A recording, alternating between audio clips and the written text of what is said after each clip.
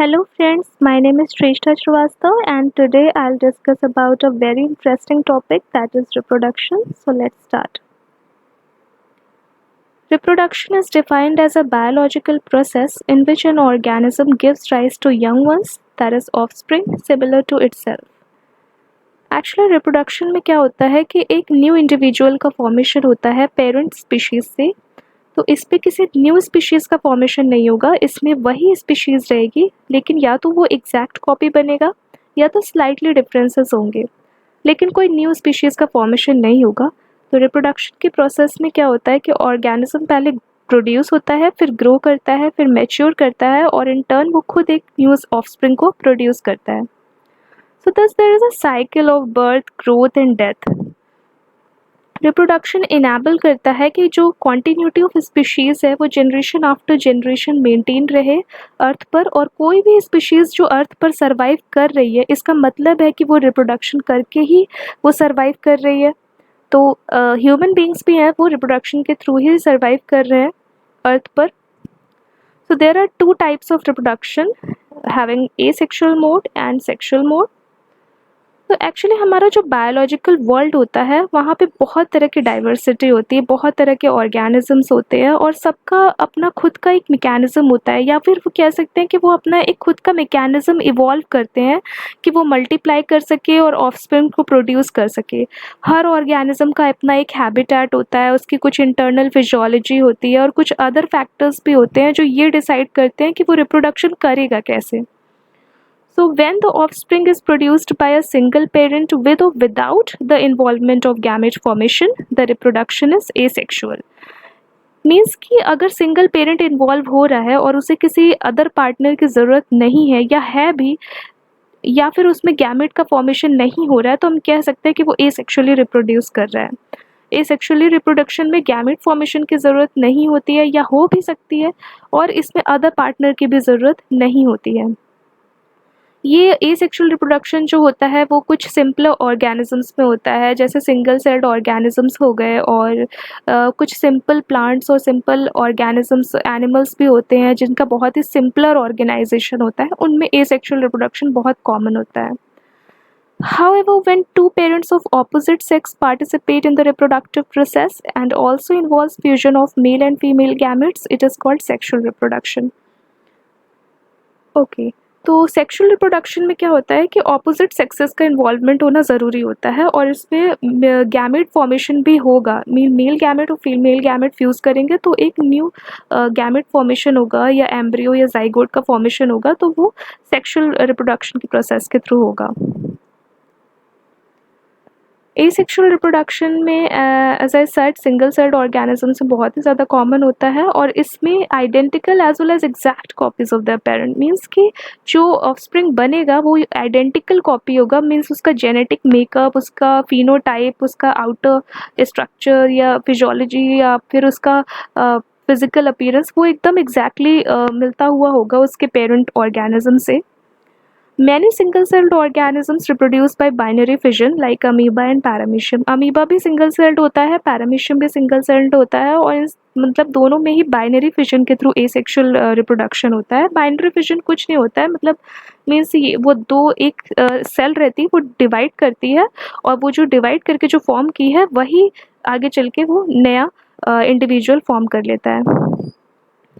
As you can see in this image, yeast cell है, parent cell है, उसमें tip पर डेवलपिंग बड ग्रो करना स्टार्ट होती है, और फिर उसके बाद उसमें का जो ये साइटोप्लाज्म है और ये जो न्यूक्लियस है ये पूरा इसमें शिफ्ट होना, डिवाइड होकर शिफ्ट होता चला जाता है उसमें, और पूरा इसमें आ जाता है। उसके बाद ये ऐसे करके ये भी ऐसे ही ग्रो करती है बड, उसके बाद चेन ऑफ बर्ड्स प्रोड्यूस होते जाते हैं जो इससे यहाँ से डिटैच होगा, और हर बड एक न्यू यीस्ट सेल को प्रोड्यूस करेगा जो एकदम इससे रिजेंबल करता हुआ होगा, दैट मीन्स कि इसकी एग्जैक्ट कॉपी होगा। Members of the kingdom fungi and simple plants such as algae reproduce through special asexual reproductive structures like zoospores, conidia, birds, gemmules. कुछ सिंपल प्लांट्स होते हैं और फंजाई होते हैं, वो रिप्रोड्यूस करते हैं एसेक्सुअली, उनके पास कुछ स्पेशल रिप्रोडक्टिव स्ट्रक्चर्स होता है। तो प्लांट्स के केसेस में क्या होता है कि देखो जैसे ज़ूस्पोर्स है, ये माइक्रोस्कोपिक मोटाइल स्ट्रक्चर्स होते हैं जिसके थ्रू क्लैमाइडोमोनास एसेक्सुअल रिप्रोडक्शन करता है। पेनिसिलियम कॉनिडिया के थ्रू करता है, हाइड्रा बर्ड्स के थ्रू करता है, स्पॉन्जेस जैम्यूल्स के थ्रू करते हैं।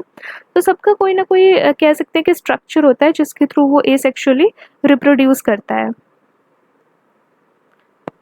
देख सकते हैं आप कैसे कि कैसे इसमें रिप्रोडक्शन करेगा एसेक्सुअली। ये क्लैमाइडोमोनास की आउटर मोस्ट स्ट्रक्चर है जिसको ज़ूस्पोरेंजियम कहते हैं। ये जब रप्चर हुआ है तो इसके अंदर के zoospores that is the motile structures started to release in the outer atmosphere. Means ये जो ज़ूस्पोर्स है कैसे मोटाइल है, इसमें फ्लैजेला लगे हुए हैं तो इस वजह से ऑब्वियसली ये मोटाइल होगा। और जब ये मोटाइल होगा ये अपना स्टार्ट करेगा ग्रो करना, और ये खुद का एक क्लैमाइडोमोनास का हर ज़ूस्पोर एक क्लैमाइडोमोनास का फॉर्मेशन करेगा। तो ये एसेक्सुअली रिप्रोड्यूस कर रहा है क्योंकि इसमें अदर गैमेट फॉर्मेशन नहीं हो रहा है या अदर पार्टनर के इन्वॉल्वमेंट नहीं हो रहा है, तो दैट मीन्स कि ये एसेक्सुअली रिप्रोड्यूस कर रहा है। उसके बाद आता है पेनिसिलियम। इसको सब लोग जानते होंगे, इसके थ्रू पेनिसिलिन एंटीबायोटिक बनती है। पेनिसिलियम नोटेटम या पेनिसिलियम ग्राइसियस करके बहुत सारी स्पीशीज़ होती हैं इसकी जिसके थ्रू एंटीबायोटिक्स का फॉर्मेशन होता है। ये कॉनिडिया के थ्रू ग्रो करता है, और जब ये ग्रो करके पूरी तरह से ग्रो हो जाता है तो इसके स्टेरिगमेटा पे खुद चेन्स ऑफ कॉनिडिया ग्रो करना शुरू हो जाती है, और फिर ये कॉनिडिया इससे डिटैच होती है और फिर से एक पेनिसिलियम बनाती हैं जो पेरेंट सेल से, पेरेंट ऑर्गेनिज्म से एकदम रिजेंबल करता हुआ होता है। उसके बाद आता है हाइड्रा।